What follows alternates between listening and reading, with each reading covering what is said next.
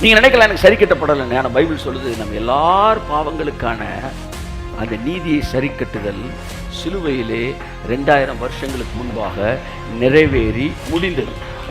அந்த சிலுவைக்குள்ள நீங்க வந்ததுனால என் நீதி சரி கட்டப்பட்டதினால் நான் நீதிமானாக மாறினேன். ஆமென் சொல்லுவோம். எதுக்கு சார் பக்கத்துல 1000 பேர் செத்தாலும் வலது பக்கத்துல 10000 பேர்? என்ன சார் இது சார்? 10,000 பேர் செத்தாலும் உங்களுக்குள்ள இருக்கிற ஃபெய்த் குறையவே கூடாது, அது உங்களை அணுகாது. அப்ப நீங்க யாரு? நீங்க யாரு? நீங்க 1000-ல் ஒருவர்.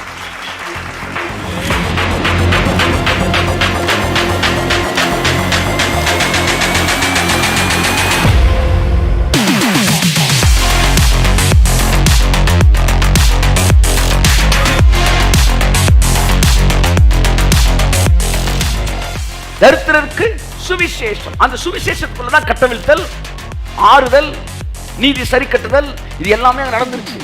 இல்லையா சொல்லுங்களேன். எத்தனை பேர் இயேசு கிறிஸ்து சொந்த ரட்சகரை ஏற்றுக்கொண்டீங்க?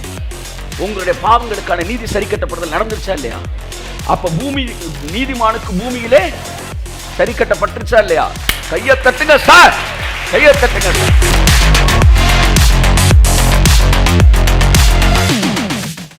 கர்த்தர் நல்லவர். நீதிமான் என்கிற தலைப்பில் தொடர்ந்து உங்களோடு நான் பேச விரும்புகிறேன். இப்போ இந்த உலகத்தில் இருக்கிற மக்களை பணத்தின் அடிப்படையிலே எக்கனாமிக் கிளாஸு, பிஸ்னஸ் கிளாஸ்ன்னு பிரிக்குது. பரலோகமும் இந்த உலகத்தில் இருக்கிற மக்களை, நீதிமான்களை பிஸ்னஸ் கிளாஸ் என்றும் செய்துடுங்க. ஆமென். மற்றவர்களை எக்கனாமிக் கிளாஸ் என்றும் பிரிக்கிறது. இப்போ விஷயம் என்னன்னா, நான் ஒரு பிஸ்னஸ் கிளாஸ் பீப்புள், நான் ஒரு பிஸ்னஸ் கிளாஸ் பர்சன். நீதிமான் என்றால் அவனுக்கு எக்ஸ்ட்ரா ஃபெசிலிட்டி இந்த உலகத்தில் இருக்கு, எக்ஸ்ட்ரா பிளெஸிங்ஸ் இந்த உலகத்தில் இருக்கு. He is a special cadre people person. அவன் வந்து ஒரு ஒரு ஒரு வேற கிளாஸ் பர்சன். ஆனால் விஷயம் என்னன்னா, பிஸ்னஸ் கிளாஸ் பர்சன் ஒருத்தன் எக்கனாமிக் கிளாஸில் போய் நின்றுக்கிட்டு இருக்கிறான். அவனுக்கு தெரியல நமக்குன்னு ஒரு சிறப்பான பாதை இருக்கிறது, நமக்கு என்று ஒரு சிறப்பான வந்து ஃபெசிலிட்டிஸ் இருக்குது.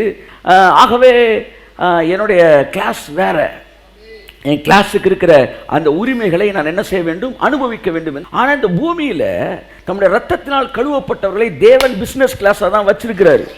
ஒன்றை நீங்கள் புரிந்து கொள்ள வேண்டும். இந்த பூமியில் இருக்கிற எல்லாரையும் ஒரே அளவிலே தேவன் பார்ப்பதில்லை, ஒரே மாதிரி டீல் பண்ணுவதில்லை. இந்த உலகத்திலே பணத்தின் அடிப்படையிலே, அறிவின் அடிப்படையிலே மக்களை எப்படி கேடர் பிரிக்கிறாங்களோ, அப்படி பரலோகம் நீதியின் அடிப்படையிலே இந்த உலகத்தின் ஜனங்களை அவர் வேற கேடரில் பிரிக்கிறார்.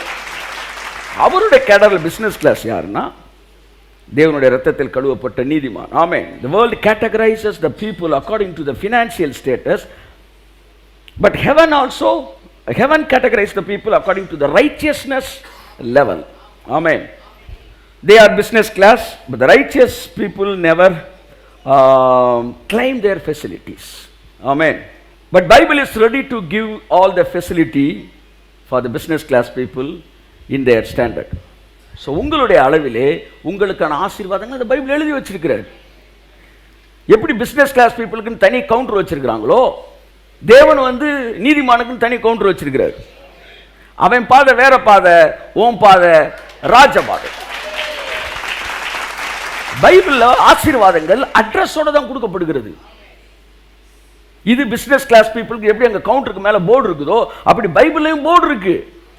ஆனா நம்ம என்ன செய்யறது இல்ல, நமக்குரிய அந்த ஆசீர்வாதங்கள் இது என்னுடைய லைஃப் ஸ்டைல், இது எனக்காக கொடுக்கப்பட்டிருக்கிற ஃபெசிலிட்டி, இது எனக்காக கொடுக்கப்பட்டிருக்கிற எக்ஸ்ட்ரா பிளெஸிங், இது நான் அனுபவிப்பதற்கு எனக்கு சகல உரிமையும் இருக்கிறதுக்கு காரணம் அதற்கான ஒரு மிகப்பெரிய கிரயத்தை எனக்காக சிலுவையிலே அவர் செலுத்தி இருக்கிறார். பிசினஸ் கிளாஸ்ன்றது எக்ஸ்ட்ரா பணம் நீங்க பே பண்ணியிருக்கிறீங்க. இங்க வந்து எனக்கு ரத்தம் கிரயமாய் கொடுக்கப்பட்டிருக்கிறது. என் அன்புக்குரியவர்களே, நீங்கள் அத்தனை பேரும் நீதிமான்கள் என்று நான் சொல்கிறேன். நீங்கள் கர்த்தராகிய இயேசு கிறிஸ்து ஏற்றுக்கொண்டவர்களாய் இருப்பீர்கள் என்றால் சந்தேகமே இல்லை, நீங்கள் நீதிமான்கள். ஒருவேளை நீங்கள் சந்தேகப்படலாம், அது உங்களுடைய உறுதிப்பாட்டிலே குறைவு இருக்கலாம், ஆனால் உங்கள் நிலைப்பாட்டிலே மாற்றம் இல்லை. ஒரு சிங்கம் தன்னை நாய் நாய் நாய் நினைச்சுக்கிட்டு இருந்தா அது நாய் ஆயிராது, அது சிங்கம் தான். ஆமென் சொல்லுங்க. ஆமென். பாவின்னு சொல்ற பிரசங்கத்தை ஏத்துக்கிறாங்க மனுஷன். கடவுள்னு சொன்னா என்ன செய்யுது? கோவம் வருது. யாருக்கு கோவம் வரும்? பிசாசுக்கு கோவம் வரும். ஏன்னா அவன் சாயலை கண்டுபிடிச்சிட்டான். இப்படியே அவனை பேச விட்டோம்னா மக்கள் எல்லாருக்கும் அவங்க சாயலை என்ன செஞ்சிருவான்? சொல்லி கொடுத்துருவான். என்னையா ஆதியா முதல் அதிகாரத்தையே படிக்கலையா? தமது சாயலின் படியும் தமது ரூபத்தின் படியும் மனுஷனை உண்டாக்குவோம். அவர் யாரு? கடவுள். இப்ப அவருடைய சாயல படைக்கப்பட்டவன் யாரு? அவர் ஆண்டு கொண்டார், இவனை ஆண்டு கொள்ளும்படி செய்தார். முதல் அதிகாரத்தில் அவர் பேரிட்டார், இரண்டாம் அதிகாரத்தில் அவர் போய்விட்டார், இவர் பேரிட்டார். கைத்தட்டி வருது. ஆமென். என் அன்புக்குரியவர்களே, அப்ப பைபிள படிக்கும்போது பைபிள் தெளிவா என்ன சொல்கிறது என்றால், நன்றாக தெரிந்து கொள்ளுங்கள், ஏற்கனவே பேசினவில்லை பேசுவதற்கு உங்களை என்னை தேவன் அழைக்கவில்லை. மோசே செங்கடலை பிளந்தான், திரும்ப பொறுப்பு யோசுவா கையில கொடுத்த உடனே திரும்ப யோசுவா 50 பேர் எங்க கூட்டிட்டு போல? செங்கடல் கூட்டு போல. யோர்தான்ல யோசுவா மோசே முடிச்சான், யோர்தான்ல இருந்து யோசுவா தொடங்கினான். ஆமென். இதற்கு முன்னோர்கள் என்ன வெளிப்பாடுகளில் முடித்தார்களோ அதற்கு அடுத்த வெளிப்பாடுகளை நாம் துவங்க வேண்டும். அதுக்கு பேர் தான் வளர்ச்சி, பரிணாம வளர்ச்சி. தேவன் அதையும் பெரியவர். நாளைக்கு என் பையன் பேசும்போது என்னோட அட்வான்ஸா பேசிட்டு இருப்பான். ஆமா, என் இருதயத்தை தேவரீர் விசாலமாக்கும் அப்படின்னு ஜபத்தை பண்ணிட்டு நான் அமைதியாக உட்கார்ந்து இருக்கணும். ஏனென்றால் தேவனுடைய கற்பனைக்கு அப்பாற்பட்டவர். விழுந்து போன மனதில் அதை கண்டுபிடிக்க முடியாது. நான் கடவுள்ன்றத மாம்சத்தில் கேட்டால் அசிங்கமாக தான் இருக்கு. ஆனால் ஆவியில் கேளுங்க, வா, அது இதிலிருந்து மாம்சத்துக்குரிய இன்னார் என்றும் ஆவிக்குரியவர் இன்னார் என்றும் நீங்கள் அறிந்து கொள்ளலாம். என்ன சொல்லு, சனிக்கிழமை சுகப்படுத்தினது ஒருத்தனுக்கு தப்பா தெரிஞ்சு, இவருக்கு ரைட்டா தெரிஞ்சு. ஏன் சார்? இவர் டைமென்ஷனே வேற, லவ் டைமென்ஷன். அவன் டைமென்ஷனே வேற, கிரிட்டிக்ஸ் டைமென்ஷன், கிரிட்டிசைசிங் டைமென்ஷன். எப்படி ஒரே சப்ஜெக்ட் ரெண்டு பேருக்கு ரெண்டு விதமா இருக்கும்? எகிப்தியனுக்கு அது இருளாயிருக்கும், இஸ்ரவேலனுக்கு அது வெளிச்சமாயிருக்கும். அதுதான் அந்த மேகஸ்தம்பத்தின் ஸ்பெஷாலிட்டி. இஸ்ரவேல் ஜனங்களை வழிநடத்தின மேகஸ்தம்பம் செங்கடல் இடையில வந்து நின்னப்ப அவனுக்கு அது லைட் கொடுத்துச்சான். யாருக்கு? இஸ்ரவேலனுக்கு. பின்னாடி இருந்த அந்த சோன்சோ குரூப்புக்கெல்லாம் டார்க் ஆகி போச்சு. ஒரே சத்தியம் ஒருவனுக்கு குழப்பத்தையும் ஒருவனுக்கு வெளிச்சத்தையும் கொடுக்கும் என்றால் அதுதான் கிருபையின் சத்தியம். கரங்களை தட்டி கர்த்தர் நன்றி சொல்லுவோம். இதெல்லாம் நமக்கு இன்னும் கன்ஃபர்மேஷன். ஆமென் சொல்லுங்க. ஆமா, கர்த்தர் நல்லவர். சோ அன்புக்குரியவர்களே, எனக்குன்னு ஒரு கிளாஸை தேவன் வைத்திருக்கிறார். That is a business class lifestyle. இந்த பூமியிலே அவருடைய இரத்தத்தில் கழுவப்பட்டிருப்பீர்கள் என்றால் நீங்கள் நீதிமான்களாக இருக்கிறீர்கள். நீங்கள் நீதிமான் என்பதில் உங்களுக்கு சந்தேகம் இருக்கலாம், ஆனால் தேவனுக்கு சந்தேகம் இல்லை. அவருடைய அழைப்புக்கிணை அவரை நோக்கி வந்து அவர் நெல்லுக்குள் நீங்கள் வந்த நிமிடமே நீங்கள் நீதிமான்களாக்கப்பட்டிருக்கிறீர்கள். நீங்கள் நீதிமான் என்பதற்கு ஒவ்வொரு முறையும் ஒவ்வொரு விஷயம் நான் சொல்லிட்டே வரேன். நீதிமான் என்றால் தேவனுடைய வித்துன்னு ஒரு தடவை பேசினேன். நீதிமான் என்றால் மற்றவர்களை அவமானப்படுத்தாதவன் அப்படின்னு ஒரு தடவை பேசணும். நீதிமான்களுக்குள்ளே தயவு உண்டு. எவன்லாம் மற்றவனை பப்ளிசிட்டி, மற்றவனை வந்து அசிங்கப்படுத்தணும்னு நினைக்கிறானோ, கேவலப்படுத்தணும்னு நினைக்கிறானோ, எழுதி வைத்துக் கொள்ளுங்கள், நீதிமான்கள் அல்ல. ஏனென்றால் நீதிமானாய் யோசேப்பை பற்றி வேதம் சொல்கிறது, அவன் நீதிமானாய் இருந்தபடியினால் அவளை அவமானப்படுத்த மனதில்லாமல் ரகசியமாய் எந்த ஒரு குறைகளையும் குற்றங்களையும் ரகசியமாய் சரி செய்கிற நீதிமான்களாக இருக்கிறார்கள். அதை பப்ளிசிட்டி பண்ண நினைச்சாலே நீங்க புரிஞ்சுக்கணும். அவர் 70 வயசு தாத்தாவாக இருந்தாலும் சரி, இல்லை 20 வயசு பையனாக இருந்தாலும் சரி, 15 வயசு வந்து 70 வயசு தாத்தாவோட பினாமியான 20 வயசு பையனாக இருந்தாலும் சரி, இவர்கள் வந்து they are not righteous people. You must understand, you must see the people through the lens of the word of God. எதற்கு சொல்கிறேன் என்றால் சராசரி மக்கள் அதை புரிந்து கொள்ள வேண்டும். நீதிமான் என்பவன் யார்? துன்மார்க்கர் பாவத்தை குறித்து பரியாசம் செய்கிறார்கள், நீதிமான்களுக்குள்ளோ தயவு உண்டு. அப்ப இதெல்லாம் உங்களுக்குள்ள நமக்கு இருக்குது. ஏன்னா நீதிமானாக இருக்கிறபடினா வெளி வருகிறது. இன்றைக்கும் கூட நீங்க நீதிமான் என்பதற்கு இன்னொரு விஷயத்தை சொல்லிட்ட அப்புறம் நீதிமான் இருக்கிற ஆசீர்வாதத்தை இன்னைக்கு நான் பேசுறேன். ஸோ நீதிமானுக்கு இருக்கிற ஆசீர்வாதம், நீங்கள் நீதிமான்கள் தான் என்பதை எதன் அடிப்படையில் நீங்கள் நீதிமான் என்பதை பேச விரும்புகிறேன். நீதிமான் என்றால் யார்? அநேக விஷயங்கள் பல டைமென்ஷன்ல அவனை பார்த்து சொல்றான். நீதிமான் இவன் தான். ஒவ்வொரு டைமென்ஷன்ல பார்த்தாலும் அது நீங்களே தான், நானாக தான் இருக்கிறோம். கைத்தெடுக்கும். ஆமென். நீதிமொழிகள் 11ஆம் அதிகாரம் 31ஆம் வசனத்தை வாசிப்போம். 11:31 சீக்கிரம். இதோ நீதிமானுக்கு பூமியில் சரி கட்டப்படுமே, துன்மார்க்கனுக்கும் பாவிக்கும் எத்தனை அதிகம். எல்லாம் சொல்ல, நீதிமானுக்கு பூமியில் சரி கட்டப்படுமே. ஆமென் சொல்லுங்க. இது ஒரு எதிர்மறையான வசனம் மாதிரி இருக்கு, ஆனா உண்மையிலே இது நேர்மறையான வசனம். அல்லேலூயா. எதெல்லாம் நீங்க பயந்து பயந்து ஒதுங்குறீங்களோ அதுக்குள்ளதான் மிகப்பெரிய ரகசியங்களே இருக்கு.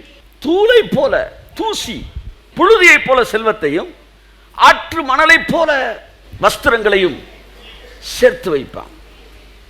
நீதிமன்ற ஆசீர்வாதத்தில் ஒன்று என்னன்னா, புழுதி மாதிரி செல்வமா, ஆமென், ஆற்று மணல் மாதிரி வஸ்திரமா. நான் சொன்னேன், அடுத்து நான் செகண்ட் சீசன் இருக்கும்போது சொன்னேன், நான் ஆற்று கற்களை போல பொண்ணுன்னு பேசியிருக்கிறேன், ஆனால் புழுதியை போல செல்வம் நான் பேசலை.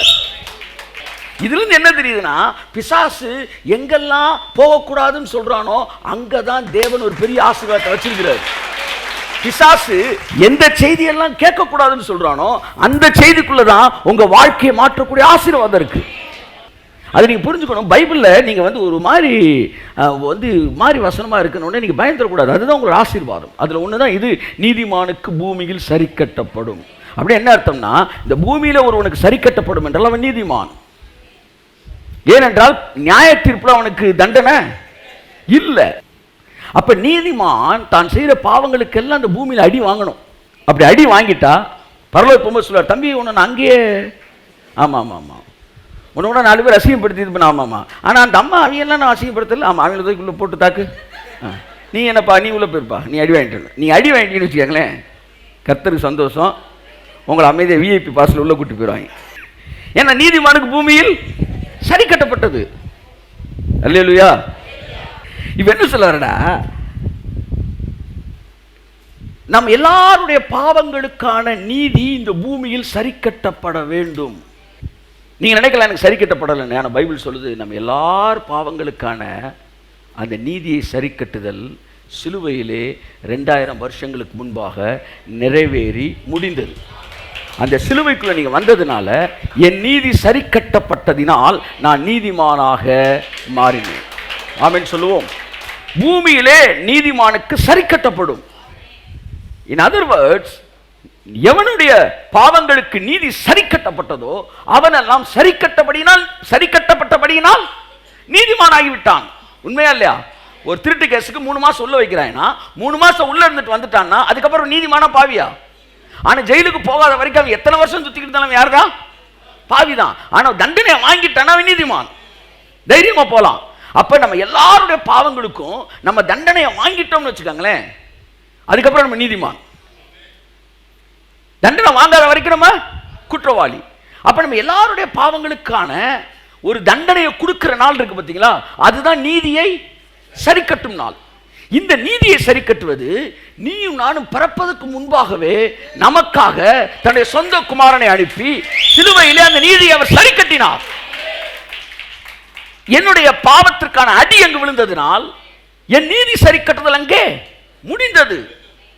இதைத்தான் இயேசு கிறிஸ்து சொன்னார், கர்த்தருடைய ஆவியானவர் என்மேல் இருக்கிறார், தரித்திரருக்கு சுவிசேஷத்தை பிரசங்கிக்கவும். அப்படியே தொடங்குறாரு. எங்க இருக்கு? ஏசாயால கூட அவர் பேச போற அந்த தீர்க்கதரிசனம் ஏசாயா 61:1-2 வாசிங்க. அந்த நீதி சரி கட்டுதல் என்றால் என்ன என்பதை அங்க நாம் பார்க்கலாம். அதனாலே நாம் நீதிமான்களாக்கப்பட்டிருக்கிறோம். ஆமென் சொல்லுவோம். ஓகே, வாசிங்க. கர்த்தராகிய தேவனுடைய ஆவியானவர் என்மேல் இருக்கிறார், சிறுமைப்பட்டவர்களுக்கு சுவிசேஷத்தை அறிவிக்க வேகமா கர்த்தர் என்னை அபிஷேகம் பண்ணினார், இருதயம் நொறுங்குண்டவர்களுக்கு காயம் கட்டுதலையும், சிறைப்பட்டவர்களுக்கு விடுதலையையும், கட்டுண்டவர்களுக்கு கட்டவிழ்த்தலையும் கூறவும், கர்த்தருடைய அனுக்கிரக வருஷத்தையும், நம்முடைய தேவன் நீதியை சரிக்கட்டும் நாளை. நம்முடைய தேவன் காஸ்பல்ல வருது, நம்முடைய தேவன் நீதியை சரிக்கட்டும் நாளை கூறவும், துயரப்பட்ட அனைவருக்கும் ஆறுதல் செய்யவும். பாத்தீங்களா? நீதியை சரி கட்டுறத சொல்லிட்டு என்ன ஆறுதல்? அடிவில போதுறான்றத நீதி சரி கட்டுதல் தான். துயரப்பட்டவனுக்கு எங்க அங்க ஆறுதல் இருக்கு? இங்க நீதி சரிக்கப்படுதல் என்பது ஒரு துயரமான செய்தி அல்ல, ஒரு ஆறுதலான செய்தி. நீதி எல்லாம் சிலுவையில் என் குமாரன் மூலமாய் சரி கட்டப்பட போகிறது. இனிமேல் உன்னுடைய பாவம் எல்லாம் சிலுவையிலே என் குமாரன் மூலமாய் நீதி சரிக்கட்டல் நடைபெற போகிறது. இயேசு சொன்னார், நீதி சரிக்கட்டப்படும் நாள் அதுதான் சிலுவையிலே இயேசு அறையப்பட்ட நாள்.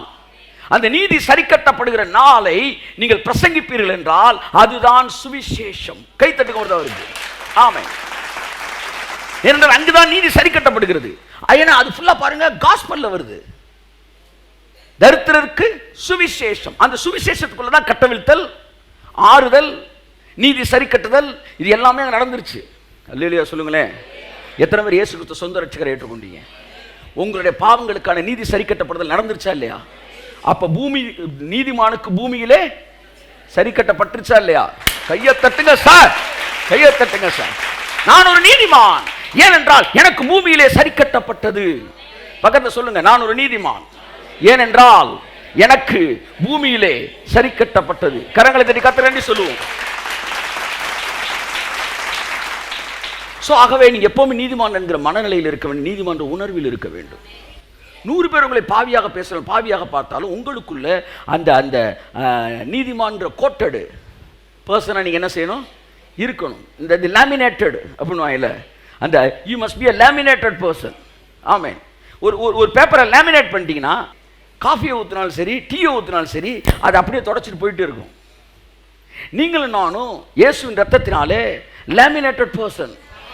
நீ என்ன வேணாலும் பேசிக்க, நான் நீதிமான், எனக்குள் இருக்கிற நீதியை ஒரு நாள் மாற்றவே முடியாது என்கிற மனநிலையில் நீங்கள் இருப்பீர்கள் என்றால், உங்கள் அபிஷேகத்தை அது குறைக்காது, தேவனோடு இருக்கிற உறவை அது குறைக்காது, உங்கள் ஜெபங்களுக்கு பதில் வராமல் இருக்காது, உங்கள் போட்ட திட்டங்களில் ஒன்று கூட இம்மி அளவு கூட பிசகாமல் கர்த்தர் உங்கள் மனதின் விருப்பத்தை வாய்க்க பண்ணுவார். ஏனென்றால் நீதிமான் செய்கிற ஜெபம் அது மிகுந்த பலனுள்ளதாக இருக்கிறது. It's more powerful. அதான் பிசினஸ் கிளாஸ். எல்லாரும் ஜெபம் பண்ணா அது அது ஜெபமா இருக்கான். நீதிமான் பண்ற ஜெபம் எப்படி இருக்கான்? மிகுந்த, இட்ஸ் எஃபெக்டிவ் அண்ட் பவர்ஃபுல் அப்படிதான் சொல்லுது பைபிள். ஏன் சார்? அவன் பிசினஸ் கிளாஸ். யா, அவன் பிசினஸ் கிளாஸ். ஹல்லேலூயா. அவன் பாதை ராஜபாதை. அப்ப ஒன்ன புரிஞ்சுக்கணும், நீங்க இந்த துன்மார்க்கருக்கும் இந்த உலகத்தாருக்கும் நடக்கிற சம்பவங்களை உங்கள் வாழ்க்கையில் நடக்கும் என்று நீங்கள் நினைக்கவே கூடாது. அவர்களோடு உங்களை ஒப்பிட்டு பார்க்கவே கூடாது சார். ஏன் நாம் எக்கனாமிக் கிளாஸ் சார். சார் நம்ம business class sir. Business class 100 பேர் இருக்கட்டும் சார் வரிசையில். நீங்க ஏன் சார் பயப்படுறீங்க? பிசினஸ் கிளாஸ் கவுண்டரில் 4 பேர் தான் சார் இருக்கிறாங்க, 2 பேர் தான் சார். நீட்டாக போயிட்டு இருக்கணும் சார்.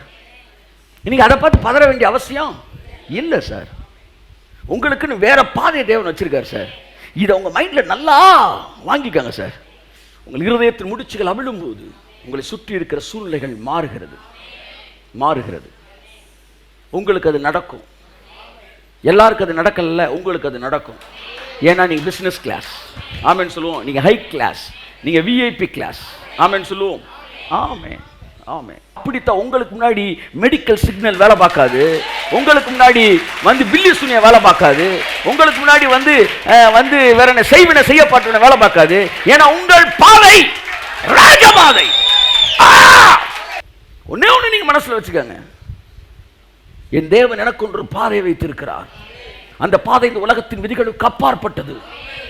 ஏனென்றால் இது I am a heavenly being. ஆமென், ஆமென். இந்த மனநிலை என்ன செய்யணும்? உங்களுடைய ஆத்மாவில் புரிந்து கொள்ளப்படும் போது சரீரத்தில் வேலை செய்ய ஆரம்பிக்கிறது. உங்கள் இயங்காத சுரப்பிகள் இயங்க ஆரம்பிக்கிறது. அந்த சுரப்பிகள் இயங்க ஆரம்பிக்கிறபடினாலே உங்களுடைய சரீரத்திலே புதுவிதமான மாற்றங்கள் ஏற்பட ஆரம்பிக்கிறது. ஆமென். கர்த்தர் நல்லவர். என் அன்புக்குரியவர்களே, நீதிமானுக்கு தேவன் கொடுத்திருக்கிற சுதந்திரத்தை நீங்கள் உங்க கிளாஸுக்கு என்னெல்லாம் இருக்குன்னு பார்க்கணும். அதுல ஒரு ஸ்டார் ஹோட்டலில் ரூம் போட்டா மார்னிங் பிரேக்ஃபாஸ்ட் என்னன்றாங்க, வந்து காம்ப்ளிமெண்ட்ன்றாங்க. நீ இப்போ ஏத்த கடையில் இட்லி 4 இட்லியை வாங்கி கட்டி சட்னி வச்சு சாப்பிட்டுக்கிட்டு இருந்தீங்கன்னா அதற்கு தேவன் காரணர் அல்லவே அப்படிதான் பைபிள் சொல்லுது. நீ பாவி என்று சொன்னா அதுக்கு நான் காரணமே இல்லை. உனக்கு தான் உள்ள பஃபேல காம்ப்ளிமெண்ட் கொடுத்துருக்காங்க இல்லடா. அப்ப நான் ஒரு பிசினஸ் கிளாஸ் பர்சனா இருந்தும் விஐபி கடர்ல இருந்தும் எனக்குரியது என்னன்றதை படிக்கிறது இல்லை, எனக்கு என்ன இருக்குன்றதை கேட்கறது இல்லை. அவன் ரிசப்ஷனிஸ்ட் சொல்றான், சார் நாளை காலையில உங்களுக்கு பிரேக்ஃபாஸ்ட் காம்ப்ளிமெண்ட்னு சொல்லும்போது நீ ஆவியில் நடந்துக்கிட்டு ரிக்கா பாரா சந்தா ரபா ரபானா அப்போ போ இட்லியை கட்டி சட்னி வச்சு சாப்பிடு போ. சொல்றத கேளியா? சொல்றத நிறைய பேர் பைபிள் படிக்கிறதுக்கு நேரமே இல்லை. ஆனா ஜெபம் ஜெபம் ஜெபம். கர்த்தர் சொல்றார், திருவசனத்தை கேட்காதபடி தன் செவியை விளக்குடைய ஜெபம் அருவருப்பானது. அருவருப்பானது. அப்ப என் கிளாஸ் என்ன, எனக்கு என்ன வச்சிருக்காரு? நானும் மற்றவனும் ஒன்று அல்ல. ஆகவே மற்றவனுக்கு நடப்பதை என் வாழ்க்கையில் ஒப்பிட்டு பார்க்க வேண்டிய அவசியம் இல்லை இல்லை என்கிற மனநிலை ஒரு அரணாக மாற வேண்டும். சார், நீங்களா உங்களை ஸ்டாண்டர்ட் பிரிக்கல சார், உங்களை தேவனே ஸ்டாண்டர்ட் பிரிக்கிறார் சார். அவர் சொல்றாரு, டே உனக்கு எல்லாத்தையும் தந்துருவான்டா, நீ வந்து உன்ன உணவு உடுக்கோட எல்லாம் நான் தரேன்டா அப்படின்னு சொல்லிட்டு அவனுக்கு புரிய வைக்க தெரியல. உடனே இங்க வாடான்னு கூப்பிட்டு, இன்றைக்கு இருந்து நாளை கடுப்பில் போடப்படுகிற காட்டு புல்லுக்கு நான் இவ்விதமாய் உடுத்து வித்தால் உனக்கு உடுத்து விப்பது அதிக நிச்சயம் அல்லவா? இந்த வார்த்தையை சொல்லும் போது என்ன சொல்றாரு? ரெண்டு கிளாஸை கம்பேர் பண்றாரு. இந்த இன்றைக்கு நாளை கடுப்புல போடப்பட காட்டு புல் யாரு? உலகத்தான். அவனுக்கு இப்படி நடக்குது, அவனுக்கு நினைச்சதெல்லாம் நடக்குது, அவனுக்கு இதெல்லாம் நடக்குதுன்னா, அவனுக்கே இதெல்லாம் நடக்குதுன்னா உங்களுக்கு செய்வது அதிக நிச்சயம் அல்லவா? நான் என்ன சொல்றேன்னா, பைபிள் என்ன சொல்ற, இந்த உலகத்து ஜனங்களை இன்றைக்கு இருந்து நாளை கடுப்பில் போடப்படுகிற காட்டு புல்லுக்கு இவ்விதமாய் உடுத்து வித்தால் உனக்கு உடுத்து அதிக நிச்சயம் அல்லவா? அப்ப தேவன் அவனை ஆசீர்வதிக்கிற காரணமே, அவனை பார்த்தாவது உனக்கு கொஞ்சம் விசுவாசம் வளரட்டுடா என்பதுதான். வெள்ளத்தனைய மலர் நீட்ட மாந்தரம் உள்ளத்தனைய உயர்வு மாதிரி அவனே மேல வரும்போது அவனுக்கு கீழே நான் எப்படியா இருப்பேன்? அதை விட நான் அதுக்கு மேல இருப்பேன். நான் என் எண்ணங்கள் மேலே வரும்போது என் வாழ்க்கை மேலே வரும். என் எண்ணங்கள் எப்ப மேல வரும்? புறஜாதி ஒருத்தர் மேல வந்தான்னா என் எண்ணங்கள் மேல வந்துடும். எப்படின்னா, அவரே அதை ஆசீர்வதிக்கிறாரு, அந்த உலகத்தில் வாழ முடியும், 100 வயசு வாழ்ந்துக்கிட்டு இருக்காயா, நான் ஏன் சாகணும்? நான் ஏன் சாகணும்? அவன் கழுத குட்டி பெற்ற மாதிரி பிள்ளை குட்டியை பெற்று போட்டு போறான். அது மாடு மாதிரி வளர்ந்து நிற்குது. நீயும் நான் என் பிள்ளைகளை குறித்து பயப்படணும்? கையெழுத்து கையெழுத்து. ஆமென் ஆமென் ஆமென். ஒரு வைராக்கியம் உங்களை நிரப்பட்டும் சொல்லுகிறேன். காட்டு புல்லை பார்க்கும்போது உங்கள் விசுவாசம் வளரட்டும். காட்டு புஷ்பங்களை பார்க்கும்போது உங்கள் விசுவாசம் பெருகட்டும். ஏன்னா நீ பிசினஸ் கிளாஸ். ஆமென். எக்கனாமிக் கிளாஸ்ல இருக்கிறவனே வந்து சாண்ட்விச் சாப்பிட்றானா உடனே போட்டுக்கணும். ஆமா, அவனுக்கே சாண்ட்விச்னா நமக்கு அப்படி வரணும். நீ என்ன அதுவாது கிடைக்குமா? அவனுக்கே அப்படி வராரு. என் அன்புக்குரியவர்களே, ஆகவே பைபிள் ஃபுல்லா கேட்டகரைஸ் பண்ணுது. ஆனா நம்ம மக்கள் தான் கண்டுபிடிக்கிறதே கிடையாது. உன் கிளாஸுக்கு என்ன ஆசீர்வாதம் இருக்குன்னு பைபிள் தெளிவா சொல்லுது. பிரிச்சு பிரிச்சு பிரிச்சு பிரிச்சு மேயிறாரு. ஆனா இவன் என்ன சொல்றான்? வந்து நான் அவனு ஒண்ணுதான், அவனுக்கு நடந்து எனக்கு நடந்துரும். இதோட கொடுமை என்னன்னா, இவன் தேடி தேடி அந்த கிளாஸ்ல இருக்கிறதெல்லாம் இவனுக்கு சொந்தமாக்கிக்கிறான். உமா 28 பின்னாடி வர சாபங்களை ஃபுல்லா இவன் எடுத்துக்கிறான். ஆனா அது உனக்கு எழுதப்பட்டதே இல்ல. பைபிள்ல இங்க பாருங்களேன், கோடிட்டு எடுத்து நிரப்புங்க. பைபிள்ல சிங்கத்தை போல் தைரியமாக இருப்பாய் நிரப்புங்க. சொல்லுங்க நல்லா, முடிங்க. அப்போ ஒரு சப்ஜெக்ட் வருதுல்ல அதுல. சரி, வாசஸ்தலத்தையோ தேவன் ஆசீர்வதிக்கிறார். அப்ப எல்லாத்துக்கும் ஒரு பர்டிகுலர் அட்ரஸ் இருக்கு. புரிஞ்சவங்க கை தட்டுங்க. சிங்கத்தை போல இருப்பாய், வாசஸ்தலம் ஆசீர்வதிக்கப்படும், உனக்கு சரி கட்டப்படும். இப்படி இப்படி இருக்கா? இல்ல, எல்லாத்துக்கும் ஒரு சப்ஜெக்ட் இருக்கு. அப்படின்னா என்ன அர்த்தம்? அவனுக்கு தான் அது நடக்கும். அப்ப சிங்கத்தை போல் தைரியமா இருப்பான் பைபிள் இல்ல. நீதிமானோ சிங்கத்தை, அப்படின்னா மத்தவன் இருக்க மாட்டான். வாசஸ்தலத்தை ஆசீர்வதிப்பேன் இல்ல, நீதிமானின் வாசஸ்தலத்தை ஆசீர்வதிப்பேன். ஆமென். சிரசில் ஆசீர்வாதங்கள் தங்கும். நீதிமானின் அட்ரஸ் கொடுக்கிறார்ல, அப்ப அந்த அட்ரஸ் நீதானே? நீதானா அந்த குயில்? எங்கேயோ யாருக்கும் சொல் சார், அட்ரஸ் சொல்றாரு இல்லைங்க. அப்ப பைபிள் சொல்றது அப்புறம் ரத்தத்தினாலே நீங்க நீதிமான்கள் ஆக்க. அப்ப அது உங்களுக்கு தானே. காமனா சொன்னா குழம்பலாம். அப்ப அந்த சப்ஜெக்ட் இருக்குல்ல எல்லாத்துக்கும், அவனுக்கும் சப்ஜெக்ட் இருக்குல்ல. துன்மார்க்கருடைய வீட்டிலோ கர்த்தருடைய சாபம் இருக்கும், நீதிமான் வாசஸ்தலத்தையோ கர்த்தர் ஆசீர்வதிக்கிறார். ஏன் சார் உங்க கேட்டகரியை தான் தனியா எழுதி கொடுத்துருக்கிறேன். இப்ப நான் வாசிக்க போறேன் 10 வசனம், ரெண்டுமே பிரிச்சு பிரிச்சு பிரிச்சு காட்டுறாரு. இப்ப நீங்க என்ன செய்யணும்? நான் எந்த கிளாஸ் அதை மட்டும் ஆமா வாங்கிட்டு அமைதி. ஆமா, அதை விட்டு அவன் இலைய பத்தி நீங்க பார்க்க வேண்டிய அவசியம் இல்ல சார். நீங்க எந்த கிளாஸ் இலைக்கு போட்டு? ஒரு கல்யாணத்துக்கு போயிருக்கிறேன், திடீர்னு பார்க்குறேன் அங்கே ஒரு 500 பேர் மேலே 600 பேர்கிட்ட உட்காந்துருக்குறேன் என் மேலே. கீழே பந்திக்கு வந்தால் ஒரு 50 பேர் நான் சாப்பிட்டுருக்குறேன். பொதுவாக மேலே 50 பேர் இருப்பாங்க, கீழே 500 பேர் இருப்பாங்க. ஆனால் மேலே 500 பேர் இருந்தவங்க கீழே வந்து ஒருத்தர் 50 பேர் சாப்பிட்டுருக்கேன். என்ன சொன்னேன், இவ்வளோ காலியாக கிடக்குது, இந்தியா மாறிடுச்சு போல். சரின்ட்டு நான் வேகமாக போகிறேன். சார் இது நான் வெஜிடேரியன் சார், நான்வெஜ்ஜுக்கு அங்கே போங்க சார். நான் ஓ அப்படியா மேட்ரு, அங்கே போனால் பேட்ட படம் ரிலீஸ் மாதிரி கூட்டம். அப்போ அங்கே மட்டும் என்னதான் கூட்டமாக இருந்தாலும் நான்வெஜ் எங்கே இருக்கு அப்படின்னு கேட்டு போய் உட்காந்து சாப்பிட்ற நீ, இங்கே மட்டும் என்ன போட்டதை சாப்பிட்றேன் சார் அப்படின்னு சொல்றியா நீ? இல்லைல்ல, அங்கே தேடி போய் அப்படித்தான் பைபிளையும் தேடி வாசி. பைபிள் அப்படித்தானே சொல்லுது. பைபிள் என்ன சொல்லுது? கர்த்தருடைய புத்தகத்திலே தேடி தேடி தேடி வாசி. ஆமா ஆமா, சும்மா திறந்து வாசிக்காத. ஆமா, சாபம் இருக்கும். ஆண்டவரே நான் என்ன தப்பு பண்ணேன், தேடி வாசிடா. நீ யாரு? நீதிமான். அப்ப உள்ள போ, நீதிமானுக்கு என்ன இருக்குன்னு தேடு. அதுதான் நீ, அதுதான் உங்க கிளாஸ்.